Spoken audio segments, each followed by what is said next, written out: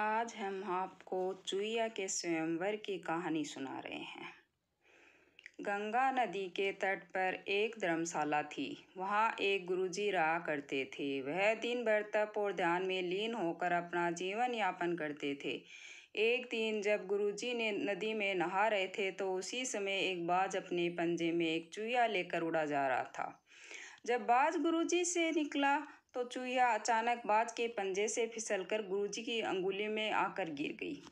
गुरुजी ने सोचा अगर उन्होंने चुईया को ऐसे ही छोड़ दिया तो बाज उसे खा जाएगा। इसलिए उन्होंने चुईया को अकेला नहीं छोड़ा और उसे पास के बरगद के पेड़ के नीचे रख दिया और खुद को शुद्ध करने के लिए फिर से नहाने के लिए नदी में चले गए।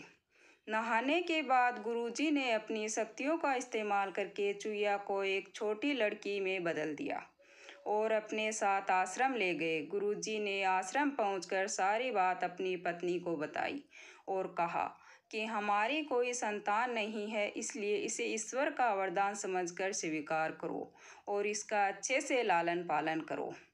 फिर उस लड़की ने स्वयं गुरुजी की देखरेख में धर्मशाला में पढ़ना लिखना शुरू किया। लड़की पढ़ने में बहुत होशियार थी। यह देखकर गुरुजी और उनकी पत्नी को अपनी बेटी पर बहुत गर्व होता था। एक दिन गुरुजी को उनकी पत्नी ने बताया कि उनकी लड़की विवाह योग्य हो गई है। तब गुरुजी ने कहा कि यह विशेष बच्ची है, एक विशेष पति की हकदार है। अगली सुबह अपनी शक्तियों का प्रयोग करते हुए गुरुजी ने सूर्यदेव की प्रार्थना की और पूछा, हे सूर्यदेव, क्या आप मेरी बेटी के साथ विवाह करेंगे? यह सुनकर लड़की बोली, पिताजी, सूर्यदेव पूरी दुनिया को रोशन करते हैं, लेकिन वह असहनीय रूप से गर्म और उग्र स्वभाव के हैं। मैं उनसे शादी नहीं कर सकती। कृपया मेरे लिए एक बेहतर पति की तलाश करें। गुरुजी ने आश्चर्य से पूछा, सूर्यदेव से बेहतर कौन हो सकता है? इस पर सूर्यदेव ने सलाह दी, आप बादलों के राजा से बात कर सकते हैं, वह मुझसे बेहतर है क्योंकि वह मुझे और मेरे प्रकाश को ढक सकते हैं। इसके बाद गुरुजी ने अपनी शक्तियों का उपयोग करते हुए बादलों के राजा को बुलाया और कहा, कृपया मेरी बेटी को स्वीकार करें। मैं चाहता हूँ कि अगर बेटी की स्वीकृति हो तो आप उसे शादी करें। इस पर बेटी ने कहा, पिताजी, बादलों का राजा काला, गीला और बहुत ठंडा होता है। मैं उससे शादी नहीं करना चाहती। कृपया मेरे लिए एक बेहतर पति की तलाश करें। गुरुजी ने फिर आश्चर्य से पूछा, भला बादलों के राजा से भी बेहतर कौन हो सकता है?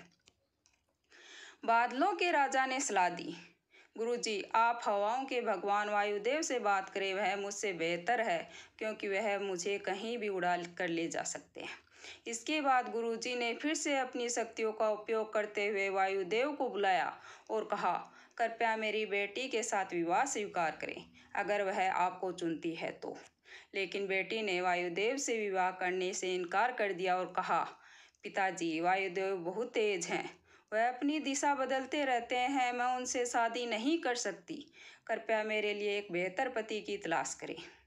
गुरुजी फिर सोचने लगे, वायुदेव से भी बेहतर कौन हो सकता है?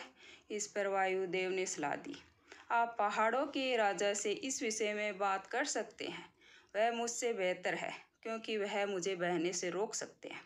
इसके बाद गुरुजी ने अपनी शक्तियों का उपयोग करते हुए पहाड़ों के राजा को बुलाया और कहा, कृपया मेरी बेटी का हाथ स्वीकार करें।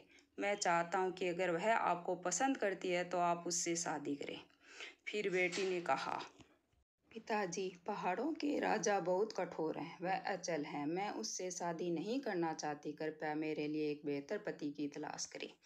गुरुजी ने सोचा, पहाड़ों के राजा से भी बेहतर कौन हो सकता है? पहाड़ों के राजा ने सलाह दी, गुरुजी, आप चूहे के राजा से बात करके देखिए, वह मुझसे बेहतर है क्योंकि वह मुझ में छेद कर सकता है। आखिर में गुरुजी ने अपनी शक्तियों का उपयोग करते हुए चूहे के राजा को बुलाया और कहा, कृपया मेरी बेटी का हाथ स्वीकार करें। मैं चाहता हूँ कि आप उससे शादी करें अगर वह आपसे शादी करना चाहे। जब बेटी को चूहे के राजा से मिली तो वह खुश होकर शादी के लिए राजी हो गई। गुरु ने अपनी बेटी को एक सुंदर चूहिया के रूप में वापस बदल दिया। इस प्रकार गुरुजी की बेटी चूहिया का स्वयंवर संपन्न हुआ। इस कहानी से हमें सीख मिलती है, जो जन्म से जैसा होता है उसका स्वभाव कभी नहीं बदल सकता। Thanks for watching.